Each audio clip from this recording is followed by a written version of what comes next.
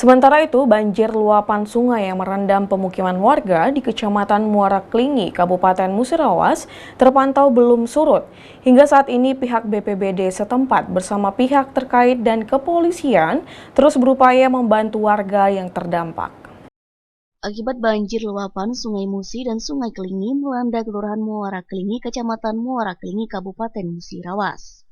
Masih belum surut dengan ketinggian air saat ini bervariasi, mulai dari 50 cm hingga 2 meter.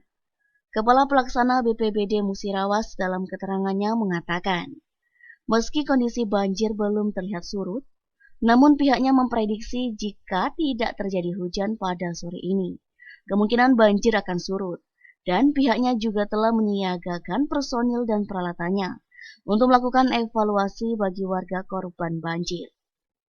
Sementara itu, guna untuk membantu kebutuhan logistik dan obat-obatan bagi warga yang terdampak banjir, BPBD setempat juga telah berkoordinasi bersama Dinas Sosial dan Dinas Kesehatan untuk segera menyalurkan bantuannya.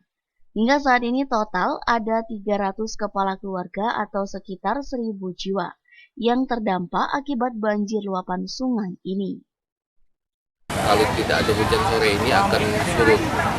Terus dari tim BPBD kita siagakan personil, terus peralatan kita terutama perahu apabila diperlukan untuk evakuasi warga ke tempat yang lebih aman.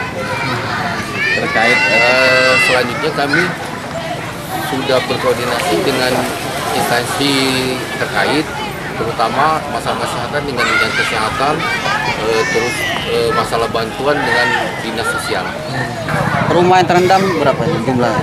Khusus untuk Kelurahan Muara Klingi ini lebih kurang 300 kakak, sekitar 1.000 jiwa. Reza Melelianti, Silam Balik TV.